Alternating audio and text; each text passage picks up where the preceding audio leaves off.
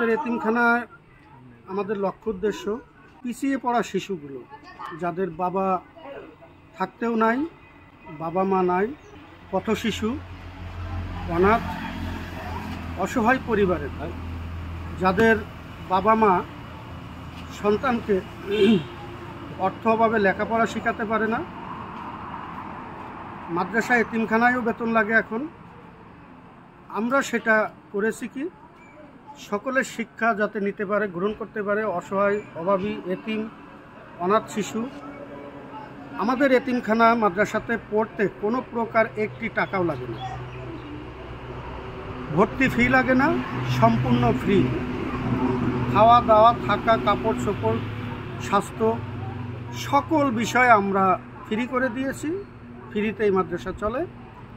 মাদ্রাসার শিক্ষক, রাঁধুনি, স্টাফ, বেতন, বাজার খরচ, মাদ্রাসার সকল খরচ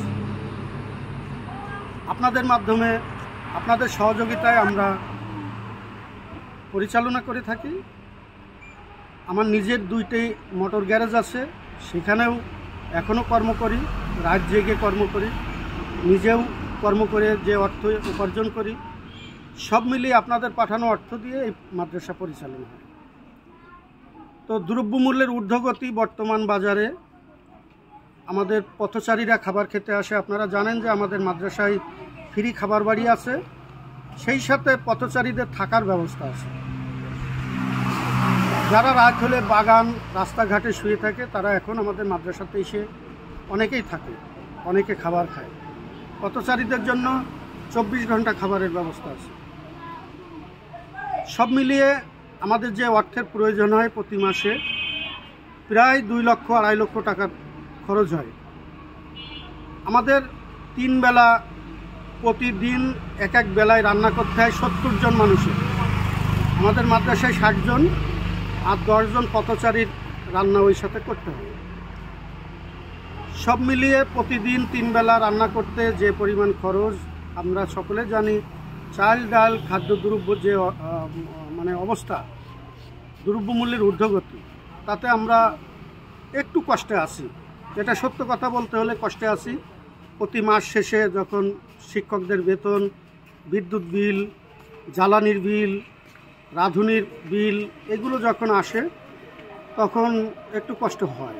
আপনারা যারা আমাদের পাশে দাঁড়াতে চান, আমাদের লক্ষ্য উদ্দেশ্য সম্পর্কে আপনারা এর আগে জেনেছেন, আমি এখনই বলে দিচ্ছি। আমাদের কোনো অর্থলোভ নাই, আমরা মিথ্যা বলি না, আমরা অর্থলোভের বিরুদ্ধে কাজ করছি, আমরা দুর্নীতির বিরুদ্ধে কাজ করছি। আমরা এই যে ছোট ছোট শিশুদের যে লালন পালন করে শিক্ষাদান করছি বা সুশিক্ষায় শিক্ষিত করার যে আমাদের ইচ্ছা, তারা দুর্নীতিমুক্ত থাকবে, তারা দুর্নীতির বিরুদ্ধে কথা বলবে, তারা অর্থলোভের বিরুদ্ধে কথা বলবে, তারা অর্থলোভের বাইরে থাকবে। আমাদের এই চিন্তা চেতনা, আমাদের কোনো লোভ লালসা নাই। আমি বলবো, আমার একটি নাম্বার উন্মুক্ত করছি আপনাদের জন্য, আপনারা এই নাম্বারে যোগাযোগ করবেন। এবং যদি কেউ আমাদের পাশে থাকতে চান, এখানে অনাথ অসহায় প্রায় 60 জন শিশু রয়েছে, তাদের পাশে দাঁড়াতে চান, তাহলে আমার এই নাম্বারে যোগাযোগ করবেন। অথবা এই নাম্বারে বিকাশ এবং নগদ খোলা আছে 01718848377। আবারও বলছি 01718848377। এটা বিকাশ ও নগদ খোলা আছে। আপনাদের কাছে আমাদের চাওয়া পাওয়া, আমাদের এই পরিবার, আপনাদের অনুদান, আপনাদের ভালোবাসা, আপনাদের সহযোগিতায় আমরা চলমান থাকি। আপনারা পাঠাইলে আমাদের পরিবার ঠিকমতো খাবার পাবে। আপনারা পাঠানো বন্ধ করলে আমাদের পরিবার অনেকটাই না খেয়ে থাকবে। আপনারা চান না যে কষ্টের মধ্যে দিয়ে এই পরিবারের বাচ্চাগুলো তারা রাস্তায়, আবারও রাস্তায় ছিল, রাস্তায় চলে যায়। আমরা কেউ এটা চাই না।